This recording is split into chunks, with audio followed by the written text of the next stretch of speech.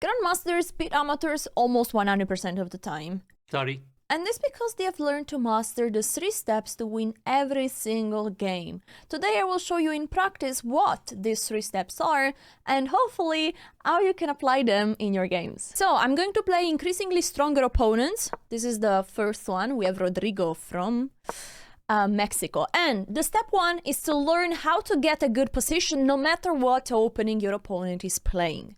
And the first rule that you have to follow to achieve that is the CDC. It's my rule, I created this.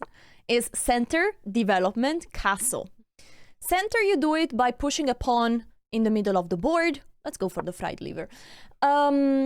Development, you achieve by moving as quickly as possible, first the knights and then the bishops. And castle, you achieve it, of course, by castling your king. In order to achieve, to succeed in the CDC rule as quickly as possible, okay, let's take this pawn. Let's take it like this. Let's give a check to the king. You have to avoid moving too many pawns, because pawns are just good to grab space in the center or to support the action. But pushing pawns too far is just weakening your position. Now I go back with the bishop because I would like to give this nice fork. Okay, now I have many choices because I could take this knight, but I could also give a fork. I think I will go just to take this knight. It's a free 3 points, cleaned, and it's great. If not, my knight there could be dropped, so it's fine. Now, I already won quite some material, so the only thing I need to do in order to win this game is to either checkmate my opponent or to win even more material. In order, anyway, in any position, in order to improve my position, I also need to bring all the pieces into the game. And now there is my bishop not playing, my knight not playing. What is this move doing? Attacking this bishop, which is protected. I'm fine with trades because I'm up on material. So what I'm doing is I'm pushing this pawn, and the purpose is I'm not just pushing a pawn randomly. I'm opening up the line for my bishop. And this would be a very nice tactic, winning the queen, so my opponent is already in big danger. Well, they are already a piece down, and yeah, more danger to come. Wow, they actually moved the queen away, avoiding this problem, but now the queen is just hanging. I think that 600 elo cannot see bishop threats from more than 4 squares away. Let's play one more game, and hopefully we see how to apply the CDC rule, also with the black pieces. Okay, Mano is playing e4 from India, and we respond with e5, always placing a pawn in the center of the board. Usually now knight out or bishop out or this knight out are very good move. We also go out with a knight, following up with a bishop. There is a pawn under attack, so we protect it with the knight. This is the most natural way to defend this pawn. There are so many ways, but this is the one you want to go for. You want to protect this pawn, develop a knight, and you're not blocking your development, because if you would protect it with this pawn, this bishop would be blocked inside the chain. If you would protect it with the queen, then the queen is blocking the bishop. So this is the most natural way to bring it out. Okay, g3, my opponent wants to go with a side fianchetto. We just bring out the bishop and we keep going with the development. Okay, I think it's an important moment because this move is a mistake for 2 reasons. And this is another don't rule that you need to know. Do not move the same piece twice unless it's necessary for some reason. For example, now my opponent moved the same piece twice, but that's a mistake. I'm gonna move my knight twice, but I'm winning a pawn, attacking here another very important pawn. And that's definitely a good way to move the same piece twice. My opponent was making a blunder instead. So now the most vulnerable point in all the e4, e5 structure is under attack. And this point is very weak because is just protected by the king and now by the queen. So if we take here with check, the king is moving, then our knight is under attack. I don't want that, because then if we move the knight away, we'll lose the bishop. So we take here with the knight. I shortly had to consider if this is a problem, and knight takes. But I think we might even just castle in that case. Just say, hey, we give away that pawn, no problem. We just castle, get out of this dangerous open file, and our king will be completely safe. Okay, the rook is moved away. Now, if we could get 3 more moves, what would you play? I think it's very clear what black should play here. And the moves are castle, d6, and developing this bishop. This is a way to apply perfectly the CDC rule, castle development. So let's go, let's get started. In every situation, in every moment, you always have to look for tactics. You cannot apply rules blindfold. Sometimes your opponent might do some threats. For example, now the bishop is under attack, and this is a good move actually, because this is the bishop protecting the knight. So maybe I should have thought about this already before. Let's see if I have a way to get out of here. So if I move the bishop here, my opponent is taking, I take back and I lose the knight. If I move it here, they take here, I take with the knight and I lose this knight. But I have a fork to the king and the rook. But I think I found the best way, and this, the best defense is the attack. And this move is so good because I'm attacking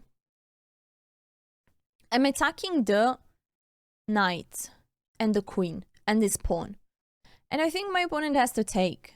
And then I take here and I'm attacking the rook. And if they take this knight, I have a discovery check, and with the bishop I'm looking at the queen. I might have missed some long-term calculation because after, sorry, knight takes, bishop takes c3. I have to move my bishop back and then the knight is taking. Then I have to take and then lose a piece. Ouch. Let's see if my opponent finds it though. Apparently not. And this move is quite bad because this knight is now hanging. The king is almost checkmated, almost. But now every piece is falling. This is a disaster. The king has just 1 square to go, and then I'm gonna take the rook. There we go, we take the rook. Now the king has to go back, is the only square. And now we have to try to find a checkmate. Every time you gain material, we are plus 10. Either we give checkmate with the extra pieces we have, or we try to trade off and go to an endgame, win the endgame. Let's see which one is best. Usually, actually, a mixture of the 2 strategies is the best way to keep going. Now, this bishop is still under attack. I will give another check because I want to get out with this knight. Okay, I might have to do something crazy because now this knight is again under attack. I will have to give away 1, 2, and 3 pieces for a rook. But considering I'm plus 10, I still will have a very good advantage. Now, the king can take this knight, I will take here with a check. This bishop can be taken and I will take this rook. In reality, I gave just 2 pieces for a rook, but this knight will probably be lost. Oh, okay. Mano is not taking. Okay. What do we do here? Don't forget to finish off your development. d6, attacking the queen. This is a great move because we are developing by winning a tempo. Because, why do we win a tempo? Because we are forcing our opponent to move the queen away. They cannot develop another piece. They cannot do something aggressive. They have to defend their queen. And that now, yeah, with the next move, we'll just bring the bishop out. And then it's probably time to try to go out also with the strong pieces. So with the rooks and with the queen. Mano goes back. You know that mano is hands in Italian? Write it down so you can learn also a bit of Italian. Okay, I have to bring out the army, the strong pieces. So I'm now pushing the pawn. I want to push even forward. And my idea is straightforward. I want to open up files. So there we go. We push there. There is one idea that I have to be careful. And it is if this battery, bishop and queen is attacking my point there. But hey, I think I'm almost giving checkmate, right? I think it's very close. Now, my opponent can threat really checkmate, but it's just a threat. And the king is out of squares. Okay, the queen is moved away, but I think this just gives us a checkmate. Nice. So we raise the level, but the rules are the same. E4, E5. First, step number 1 is to get a good position, and you do it by applying the CDC rule and don't do a few mistakes that people do way too much. So this is the Ponziani opening. You're moving a pawn rather than developing a piece, and the idea is to go out with the pawn on d4 to have a good control over the center. It's a good idea. I will play the move d5, attacking the center directly. And usually you don't want to play this move, because after pawn takes, you're forced to go out with the queen too early, which is one of the dons in every chess opening. Do not go out with the queen too early, because the queen is very strong, but also very vulnerable. Meaning that if the queen is attacked by any pawn, any piece of less value, like a pawn, a bishop, a knight, a rook, the queen has to move again. And you don't want to waste all this time by moving the queen again and again and again. So keep your queen behind. But in this position with the Ponziani, the knight cannot go here, which is the most natural way to attack the queen. So if nobody can attack the queen, actually the queen is a strong piece, so it's okay to go out. Now, if I take this pawn, which looks free, I actually lose this one, because my knight is pinned currently. So I have to be a little bit careful. And I think here I have to play one move that usually you should never play in chess, really never. And it's f6. And I think this is just an exception that confirms the rule. Never play f6 unless it's absolutely necessary. And in this situation, I couldn't protect the pawn otherwise, because if I try to unpin with the bishop, I lose this pawn. If I protect like this, I lose this pawn. So there is no other way to protect that pawn. That's why I play f6. And also there is no way for my opponent to exploit it immediately. Now they're attacking the queen with a pawn, but that's fine for us. I'm really considering moving my queen there. Let's go. Usually when you go a bit too risky with the queen, remember, is dangerous, because the queen is valuable, can be attacked. But in this case, the queen cannot be attacked. And why is the queen so powerful here? Because 1, we are stopping the king from castling. Let's develop a piece.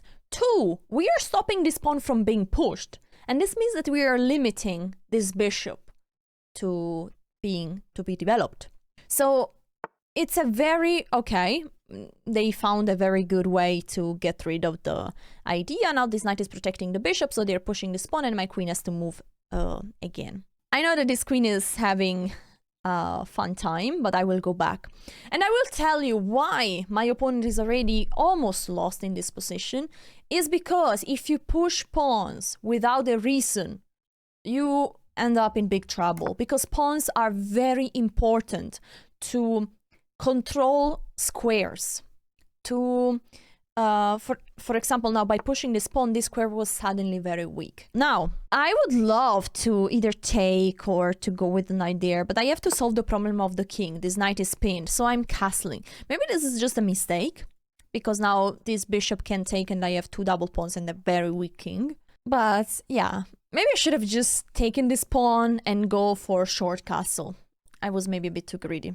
This rook move is a big mistake, because Mr. Koski is not exploiting the momentum. They had to take here, creating a big weakness for my king. Now I'm going with the knight here, and this is a huge threat.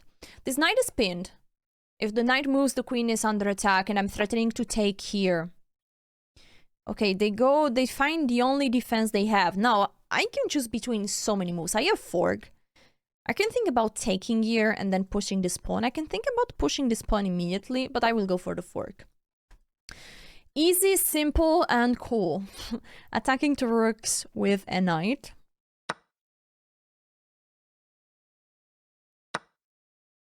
What? Alright. Don't blunder your queen, guys. There we go. We have the white pieces, or the black pieces, and we play against the bishop's opening. Let's go out with the knight. We're attacking this pawn, and we just want to pretty much bring out all our pieces. Bishop there, fine. I like to play h6, just to ask a question to this bishop, where do you want to really be? And the bishop wants to stay on this diagonal. What's the idea? They are pinning the knight, so this knight cannot be moved, because if not, the queen behind is hanging. And that's very powerful, especially if a knight is getting to d5. Now, I almost developed all my pieces. Let's go also with the bishop here and castled. Okay, they're also playing this move. I will now go actually back here. Or no. It's both very good. It's just actually a matter of personal taste. And I think I might try in this game to go for a long castle. I have already developed all my minor pieces. I have a good control over the center. The only thing that is remaining is to castle my king. I could castle short and the position would be completely fine, a good position. But I will go for something very sharp. I will play g5. I'm attacking this knight. This bishop. Then I move the queen up and I will go for a long castle. We will achieve a position with opposite side castling, which means war, fire on the board. Because when the king... Okay, I was shortly calculating this move. You always have to remember to check for the idea of your opponent in any situation. I sometimes do it just in my mind. You can do it in your mind, out loud, whatever is best for you, but just do it. And my opponent is playing amazingly, because when you have opposite side castling, what you have to do is to go all out with the pawns, trying to open up files to bring the heavy pieces and to checkmate the opponent king. Usually you cannot you cannot use this strategy if you are castled in the same side of the board, because by pushing your pawn, you're weakening your own king. That's why I love opposite side castling. Okay, now we have a nice breakthrough here. We are taking, and already the G file is open, so I'm loving this. I'll go with the knight here, and now this is a free piece, and it's not so easy to see that it's free because it's protected by a pawn, but that pawn is pinned. So be careful to these snipers. When the bishop are from far away, they are really very strong. Okay, I could take here, provoke this weakness. Let's go for it. Now, these double pawns are very weak. They cannot protect anymore each other. But I have a pawn that is hanging right there. That's why I'm gonna play bishop here. I anyway want to move away the bishop because I want to go with my rook, with my queen to attack this pawn. And we have a very good example. The difference between a real weakness and a not real weakness. For example, here, those two pawns are real weaknesses because I can exploit them. I can go with my rook, I can go with my queen, I can maybe even go with my bishop one day to attack it. Instead here, I also have a double pawn, but that's not really weak. Let's move this knight and let's bring it towards the attack. Because this pawn, yeah, is attacked by the queen, but it can easily be protected. And this pawn has a very strong plus. It's helping me to control central squares. Okay, this is a very nice move. The rook is pinning the knight. I will play d5, getting rid of my double pawns if my opponent lets me. It's tricky though, because if I take there is knight there, which I didn't really considered. Okay, it's fine. After knight here, we can protect it with the rook. We're a bit playing with fire, but if we can get out of this tactical problem, then our position is fine. If I could play one more move, my move would be definitely queen g4. Oh no, my knight!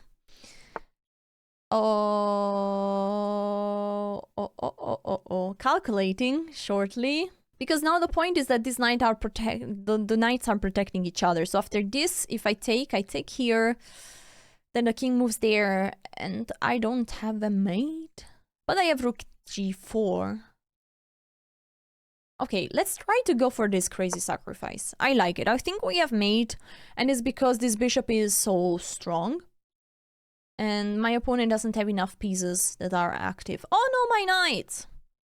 Oh no, my poor knight. Alright, we take here. And now I think this move is giga strong. If this knight moves away, we are taking on g2. Checkmate. So the knight cannot be moved. But the knight cannot be protected. And the threat is to take here, knight takes, and checkmate with the queen. Thanks to the help of this sniper, the bishop. Wow, great move actually. Blocking the sniper. Good call, by my opponent, but unfortunately the tactic are not in their favor, because here we have a double attack, winning the rook, winning material. We will have an extra piece in this almost endgame, and we are vibing. All right, that's a free pawn. We take it. Now this is really checkmate in a few moves. Let's bring the rook to give a check. We don't have a check with the queen, but we can get as close as possible. Oh, we have a check with the rook. Let's go. And we just need to bring the queen closer and closer. And let's go like this. Now we're threatening a few discovery checks. We're threatening mate in 1. Actually, the only way would be to play queen here, which is actually a check forcing the trade of queens. Alright, good call by my opponent. I have to take. And now we have an endgame. I'm taking this pawn because it's free. Always take the free cheese macaroni. And in endgame, what you have to do? There are 3 golden rules. 1. Your king is suddenly a very important piece, because cannot be checkmated anymore even if you go in the middle of the board, so you can use it, because it's very powerful. It's like a queen, a slow queen, can go in all the directions. So bring your queen, your king. Then, create pass pawns. What are pass pawns? Pawns that can just go to promote. They are not blocked by any pawns of the opponent, and those are very powerful because a pawn can suddenly become a queen and push them, okay? Third rule is if you have rooks, and usually the most common endgames in chess are rook endgames, or endgames where there is at least 1 rook. So try to have active rooks. Usually rooks are so powerful when they are on the 2nd rank, because usually, not in this case, there are so many pawns that can be collected by the rook. Now in this case is an exception, but a good rule of thumb, keep an active rook. I think my opponent fell asleep during the game. He's thinking since a very long time. Please subscribe so also your opponents will fall asleep during your games. Maybe you don't want that, but subscribe anyway. Okay, the game was abandoned. GG's. Okay, we raised the level. 1600 elo e45. The steps are the same. Did you get this, what the 3 steps are? 1, we get a good position. Ooh. So we are in the fried liver, and here, if you want to play this opening with the black pieces, you must know these 2 moves. You have to play d5, and now you can't take back the pawn because there is a knight sacrifice that is incredible. But you have to sacrifice for a few moves that pawn. Now we are moving the knight away, attacking the bishop. The bishop has to move. And here, actually, in this position, there are 2 possible moves, bishop out or c6. I love bishop here, offering the trade of bishops. My opponent refuted. Now we take here. And now I'm offering a second pawn, but usually you shouldn't take it. I'm now taking here. I'm just 1 pawn down and offering another free pawn, which also you shouldn't take it. Now I castle. I'm offering another pawn, but you shouldn't take it. Okay, I'm really enjoying this. And the point is that I think this king is just way too weak, and all my pieces are so strong. I'm now attacking the queen, offering another pawn, which you shouldn't take it. Let's see what if. Oh wow! Oh wow! For the first time, they actually didn't take the piece. And the point is that now I might already win a piece. So if I play bishop f6, I'm attacking the queen, attacking this knight, and also threatening to go with the rook on e8. I think that's just very strong. And the point here, I think this game is a clear example of how important it is to develop all your pieces. You see all my pieces, they're all out. 1, 2, 3. The rook is super strong. The other rook is ready to join the party. I'm castled. My opponent has collected 3 extra pawns, but that's not even close to the worth of a huge development. Now this king is in big danger. I'm gonna bring my rook to the open file, give a check, maybe even win the queen, or at least win back a piece, or do both. Maybe first make my opponent lose the possibility to castle, then win back a piece. Material will be equal, but they have a very weak king. So every time you get a good position like this one, the step number 2 is to convert it. You have to win material. You have to gain an advantage. And in order to become a pro and master at that, you have to solve thousands of tactics. So after this video, you know what you should do. My opponent is disconnecting. Like this video if you think that disconnected people that disconnect should be banned forever. Alright, GG, I want to show the evaluation bar. I'm 3 pawn downs, but I'm -2. So it's like if I would be 2 pawns up. And the best move in this position is not to be 5 points down. Wow, that's so crazy. Is knight here.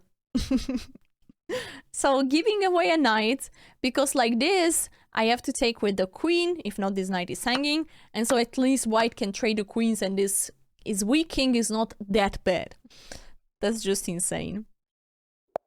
The final game, what happens if you play against an advanced chess player? You do the same. You develop your pieces, you castle, you control the center. Now they're attacking my center, and this is the Vienna Gambit, an opening that Gotham Chess is suggesting. And here you have to respond to fire with fire. So they take this pawn, but you take this other pawn at the center of the board. Now, they shouldn't take back, but they are developing the queen, and I'm trading this knight. This is all theory. We start to see that at this level, there is a bit more theory that chess player know. C5 is a very good move to keep control over the center. You see that my pawns are controlling very central squares. Now, what do I need to do? Go with the bishop out, the other bishop out, develop the knight, and castle. Easy peasy. And the CDC is applied one more time. Okay, this is tricky. I think this is exactly what Gotham is recommending to play against the Vienna. And the idea of moving this queen another time is very advanced. You don't want to, you want to look at this pawn, so if I move this bishop out, this pawn would be hanging. Now, I have studied a refutation to this move, and this is the move h5. And you might say, what, Alessia? What did you have for breakfast? Whiskey. I'm going to keep pushing this this pawn, get my queen out of the way, and then keep going with my development. I swear, this is sometimes you can play crazy moves, but also a more simple approach would be completely fine. So just go out with the knight, with the bishop, with the queen, castle long maybe, would be fine. Alright, h4 is blocking our plan to move forward, but is now gifting a very nice square here. I will go first out with the knight, and then I will place a bishop on g4. Like this, I can just decide where to develop. There we go. I can just decide where to develop my bishop. I could either go with g6 and fianchetto, attacking this pawn as well, or I could just go on e7. And I think both are fine, but I will go here because I'm also looking at this pawn. So it's not so easy for them to castle. Okay, they're taking, we take back. And now I'm just one move away from completing step 1. We just castle, we got a good position. Step number 2. We need to gain an advantage somehow, win material or get any other sort of advantage. Already we have one advantage, which is the bishop pair, and in an open position 2 bishops are very strong and stronger than a knight plus a bishop, but we would like to have something more. And usually the best way to achieve an advantage is to wait for a blunder of your opponent. There is no way to win a chess game if your opponent doesn't make a mistake, and we all make mistakes. So you just have to make less blunders than your opponents. It's harder than it seems. Okay, so the knight is out. Always ask, what's their idea? Wow, I don't know. I really don't know, because this knight not really doing much. And now I'm actually thinking about taking and giving a check, but the queen is suddenly protecting the square, so that would be possible. One move that I don't want to play is to take this bishop. I don't want to give away my advantage in the bishop pair, but I'm seriously considering the move f6. Because I'm attacking the knight, and if the pawn is taking, I'm also opening files where the king is. And I just love this move. And I think the best move is to just go back home real quick. And when your opponent does this, usually they made a mistake. This was a waste of time.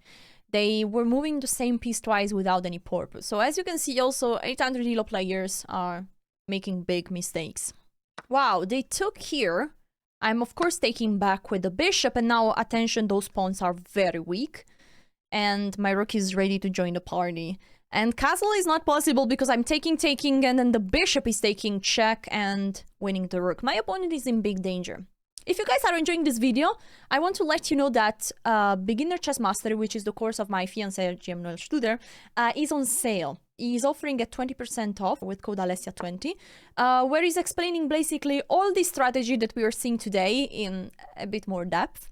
The bishop is attacking this pawn. Sorry, it's protecting this pawn. I think I will go for something very spicy. I'm playing queen here, and I'm threatening to take there, which is a huge problem. I think they have to castle and let me take this pawn. So the course of Noël is structured in the same way as this video was structured, so 3 steps. Noël also gives an opening repertoire for white and black, so for all those that are below 1200 elo or 400 elo on lichess, you should check it out. This course could be perfect for you. Thank you, Mr. Noël, for not sponsoring this video. Yes. But of course, if you support him, you support me. So thank you guys. Anyway, let's win this game. The bishop is back. I think now we are really close. Let's bring this rook to the party. If you can, bring all your pieces. This is the moment where you're having a really fun position. Material is completely equal, but we are destroying them. Sorry. Because our pieces are so much stronger. Look at the bishops. Look at the queen. I mean, they are so massive, really. And I think we have checkmate in a few moves. I'll go with the rook. And now this king is left with a very few squares.